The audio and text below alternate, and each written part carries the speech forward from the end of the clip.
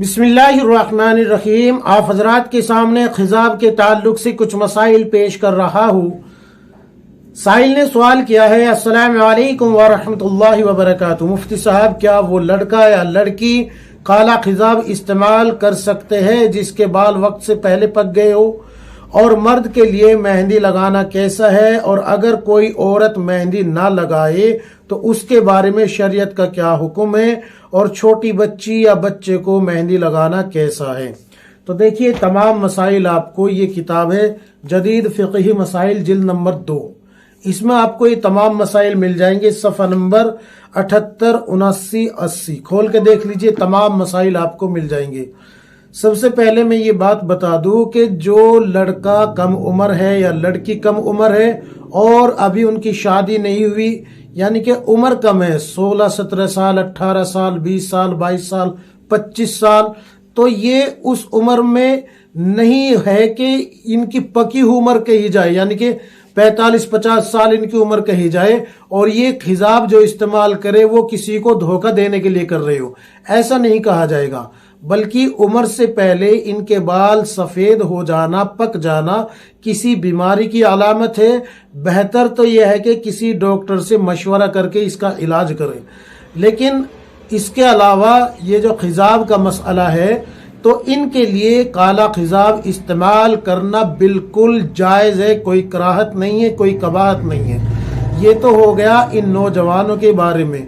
अब एक मसला यहाँ वो भी समझ लीजिए, अगर किसी की बीवी हो और वो अपने शोहर को जीनत इख्तियार करने के ताल्लुक से कहे कि खिजाब काला इस्तेमाल करो, तो उसके लिए भी जायज़ है, उसके लिए भी जायज़ है।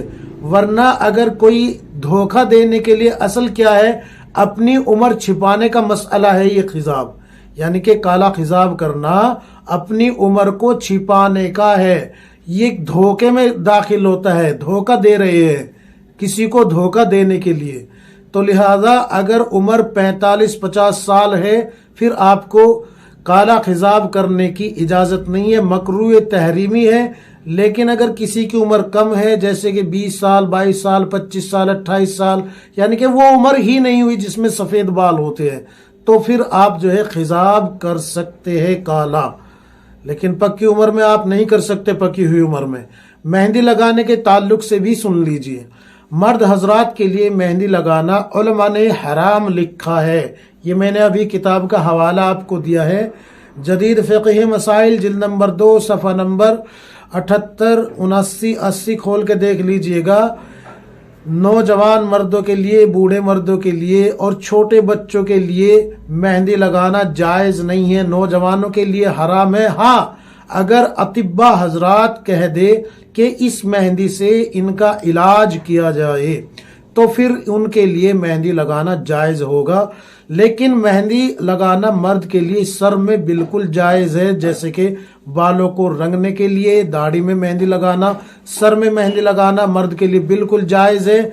और लेकिन ये जो हाथों में लगाते हैं, हाथों में लगाना, पैरों में लगाना, ये बिल्कुल जायज़ नहीं है। क्यों? इसलिए कि ये औरतों की मुशाबत इख्तियार करना है और अल्लाह के रसूल सल्लल्लाहु अलैहि वसल्लम ने ऐसे मर्दों पे और ऐसी औरतों पे लानत फरमाई है जो कि मर्द औरतों की और औरत मर्दों की मुशाबत इख्तियार करे। तो इस लिहाज से बिल्कुल मेहंदी लगाना हाथों में मर्द को बिल्कुल जायज़ नहीं है, बिल्कुल कतअन इजाज़त नहीं है। अगर कोई डॉक्टर या तबीब कह दे, हकीम कह दे, तो फिर मेहंदी लगा सकते हैं बतौर इलाज। छोटे बच्चों को भी बिल्कुल लगाना नहीं चाहिए, लड़कों की बात कर रहा हूं मैं। छोटे जो बच्चे हैं उनके लिए भी यही हुक्म है। अभी छोटे छोटे बच्चे हैं, माँ लगा देती है, बहन लगा देती है, फूफी लगा देती है, खाला वगैरह जो भी रिश्तेदार है वो उन छोटे बच्चों को मेहंदी लगा देते हैं, तो ये बिल्कुल जायज़ नहीं है लगाना। हाँ, छोटी बच्चियों को लगा सकते हैं क्योंकि ये उनकी जीनत का हिस्सा है। औरतें जो नौजवान लड़की है वो भी लगा सकती है, जो शादीशुदा है, गैर शादीशुदा है, औरतें सब लगा सकती है। और जो नहीं लगाती उनके बारे में भी सुन लीजिए। रसूलुल्लाह सल्लल्लाहु अलैहि वसल्लम ने फरमाया, बल्कि एक औरत, मक्का की बात बता रहा हूं मैं, मक्का की, मक्का यानी कि उस वक्त तक आप सल्लल्लाहु अलैहि वसल्लम ने ہجرت نہیں فرمائی تھی، بلکہ اسلام کا زمانہ شروع کا تھا، اس وقت جو ہے آپ صلی اللہ علیہ وسلم کی خدمت میں ایک عورت تشریف لائی، تو آپ صلی اللہ علیہ وسلم نے کہا کہ اپنے ہاتھوں کو مہندی سے بدل ڈالو، یہ مردوں کی شباہت ان میں نظر آتی ہے، مردوں کی مشابہت ہے یہ۔ وہ خاتون فرماتی ہے کہ میں شروع زمانہ میں اسلام میں داخل ہوئی تھی اور 80 سال کی عمر میں وہ اپنے ہاتھوں کو دکھا کے، روایتوں میں موجود ہے 80 سال کی عمر میں ہو چکی اپنے ہاتھوں کو دکھاتی ہے اور کہتی ہے کہ میں نے آج تلک بھی مہندی کو لگانا نہیں چھوڑا۔ کیوں؟ اس لیے کہ رسول اللہ صلی اللہ علیہ وسلم نے فرمایا کہ عورت کا سفید ہاتھ یعنی کہ بغیر مہندی کا ہاتھ مردوں کی مشابہت اختیار کیے ہوئے ہوتا ہے، تو اس میں مردوں کی شباہت نظر آتی ہے، اس لیے مہندی سے اپنے ہاتھ کو بدل ڈالو، مردوں کی مشابہت سے بچ جاؤ، یہ حکم دیا ہے۔ حضرت عائشہ رضی اللہ عنہا کی خدمت میں ایک خاتون آئی، اس کے ساتھ ایک لڑکی تھی، ان کے بارے میں بھی امی عائشہ رضی اللہ عنہا نے یہی فرمایا کہ اس کے ہاتھوں کو مہندی سے بدل ڈالو، کیونکہ اس میں جو ہے مردوں کی شباہت نظر آتی ہے۔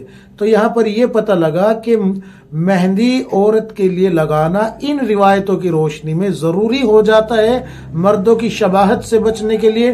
ویسے تو مہندی نہ لگانے والی پہ اللہ کے رسول صلی اللہ علیہ وسلم نے لعنت نہیں فرمائی، لیکن ترغیب دی ہے کہ مہندی لگائے۔